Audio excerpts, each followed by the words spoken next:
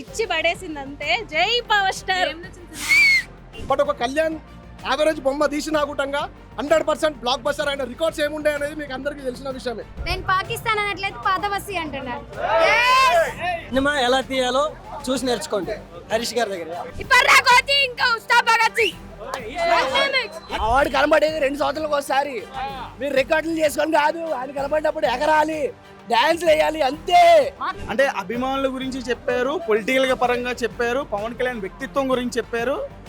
అసలు full on అంటే పవన్ కళ్యాణ్ గారు ఆన్ స్క్రీన్ లో ఆఫ్ స్క్రీన్ లో ఆయన బిహేవియర్ ఏంటి, ఆయన పొలిటికల్ గా ఎలా ఉంటారు, ఆయన ఎట్లా సేవ చేస్తారు, ఆయన మొత్తం ఇన్ అండ్ అవుట్.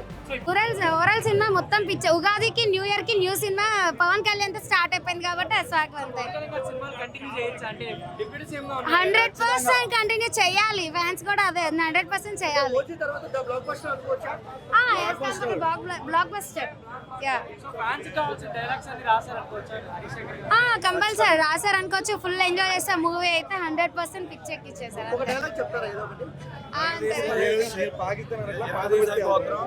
నేను పాకిస్తాన్ అనట్లేదు పాతబస్సి అంటున్నాను.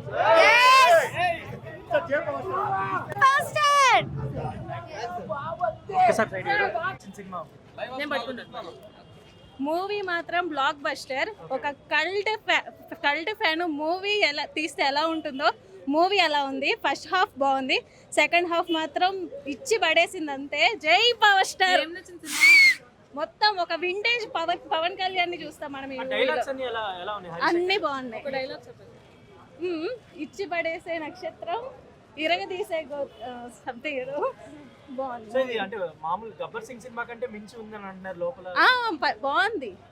రెండు తీసింది ఒకరే కదా, బాగుంది. ఒక వింటేజ్ పవన్ కళ్యాణ్ గారి మాత్రం చూస్తాం. చూడొచ్చు. ఇయర్ లో ఉంటే బాగుంటది. ఒక ముక్కలో చెప్పాలంటే ఎంటర్టైన్మెంట్ గోత్రం, బ్లాక్ బాస్టర్ నక్షత్రం అని చెప్పుకోవచ్చు. ఎక్స్ట్రాడనరీగా ఉంది అన్న సెకండ్ హాఫ్, మామూలుగా లేదు అసలు. ఓన్లీ శ్రీల్ అంటే ఒక సాంగ్ వస్తుంది రీమిక్స్, అది నెక్స్ట్ లెవెల్ ఎక్స్ట్రాడనరీ. అసలు ఏ ఒక్క ఫ్యాన్ కూడా సీట్లో కూర్చోరు, ఆ లెవెల్ ఉంది. బట్ ఓన్లీ డ్రాబ్యాక్ అంటే ఫస్ట్ హాఫ్ అంత స్టోరీ అయితే రన్ అవ్వలేదు. బట్ సెకండ్ హాఫ్ మాత్రం మీరు ఎంత ఎక్స్ప్రెషన్ పెట్టుకున్నా సార్ పవన్ కళ్యాణ్ దగ్గర నుంచి ఆ లెవెల్ ఎంటర్టైన్మెంట్ దొరుకుతుంది. ఎంటర్టైన్మెంట్ వరకు ప్యాకెట్ సార్ మామూలుగా లేదు అసలు. అండ్ ఇంకొక ఇది ఏంటంటే మధ్య మధ్యలో ఆయన పంచ్ డైలాగ్స్ అయినా లేదంటే ఆయన క్యారెక్టరైజేషన్ అయినా సరే, బయట ఆయన క్యారెక్టర్ ఎలా ఉంటుందో సేమ్ అదే డైలాగ్స్ మూవీలో రిపీట్ చేసిన అనిపించింది.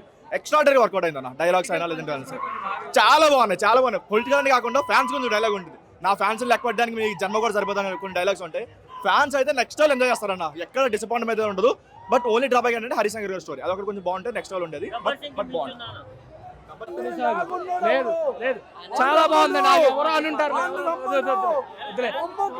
ఓవరాల్ సినిమా చాలా బాగుంది, చాలా అంటే చాలా బాగుంది. Blockbuster hit. అది చాలా అంటే చాలా బాగుంది. సెకండ్ హాఫ్ లో సాంగ్స్ ఎక్స్పెక్ట్ చేయలేదు అసలు. చాలా అంటే చాలా బాగుంది. పక్కా బ్లాక్ బాస్టర్ బొమ్మ, బ్లాక్ బాస్టర్ వస్తుంది. ఏం ప్రాబ్లం ఉండదండి. అది వేరే సినిమా, అది పాన్ ఇండియా, రీజనల్ మూవీ అంతే. డైలాగ్ నెక్స్ట్ లెవెల్ భయ్యా, చింపి పడేసాడు అంతే. హరీష్ శంకర్ దండం పెట్టొచ్చు. Thank you. సూపర్ అయ్యా, full length entertainer. Pawan Kalyan fans కి, నార్మల్ ఆడియన్స్ కూడా ఫుల్ మీల్స్.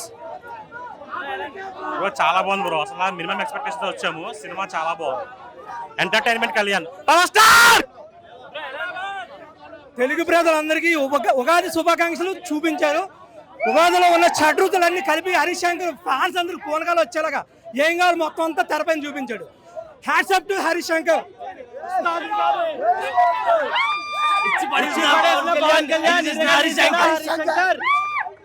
మెడ ముట్టుకుంటే హిట్ కొట్టినట్టే. బాబులకే బాబు, బాబులకే బాబు. సూపర్ ఉంది, మైండ్ బ్లోయింగ్. ఇప్పటిదాకా ఓజీ ఉస్తా భగత్ సింగ్, ఇంకా ఉస్తా భగత్ సింగ్. అన్ని మిక్స్. పవన్ కళ్యాణ్ కి హరీష్ శంకర్ అన్న మళ్ళీ బ్లాక్ బస్టర్ ఇచ్చేసిండు. థియేటర్ లో ప్రతి సెకండ్ అసలు ఏం అర్థం కాని పరిస్థితి. చాలా రోజుల తర్వాత పవన్ కళ్యాణ్ ఫ్యాన్స్ కి ఫుల్ మీల్స్. క్యాజువల్ గా ఫ్యాన్స్ అందరిదే చెప్తారు, కానీ అసలు పవన్ కళ్యాణ్ డాన్స్ మన ప్రోమోలో ట్రైలర్ చాలా తక్కువ అండి. అసలు హరీష్ శంకర్ అన్న థ్యాంక్ యూ సో మచ్ అన్న. నిజంగా చెప్తున్నా, పవన్ కళ్యాణ్ ఫ్యాన్స్ కి పండగ. అసలు అసలు Pawan Kalyan moments, swag, sentiment అసలు మరో Gabbar Singh double. Second half బాగుందని చెప్పిన సెకండ్ హాఫ్ ఇదిగోండి ఒకటి చెప్తున్నా దయచేసి ఫ్యాన్స్ అందరూ బాబు వచ్చినప్పుడు ఫోటోలు తీసుకొని కెమెరాలు ఓపెన్ చేసి చేయకండి. మా వాడు కనబడేది 2 సంవత్సరాలకు ఒకసారి. మీరు రికార్డులు చేసుకొని కాదు, ఆయన కనబడినప్పుడు ఎగరాలి, డాన్స్ వేయాలి, అంతే అంతే. రికార్డులు స్నాప్లు వీళ్ళు పెట్టద్దు. కనబడినప్పుడు ఎగరాలి, డాన్స్ వేయాలి, అంతే. ఎప్పుడో ఒకసారి అదే వైభవం. ఎప్పుడో ఒకసారి ఫ్యామిలీ కాదు, అందరికీ ఎక్సలెంట్. మాకు రికార్డ్స్ సంబంధం లేదన్న, మాకు చూస్తే మాకు చాలు అంతే. హిట్టే హిట్, హైలైట్, సూపర్ హిట్. అమ్మా హైలైట్, పవన్ గురించి అసలు చెప్పేది లేదు. అతని గురించి తలుచుకున్న వాళ్ళు మీ అందరికి కూడా తెలుసు.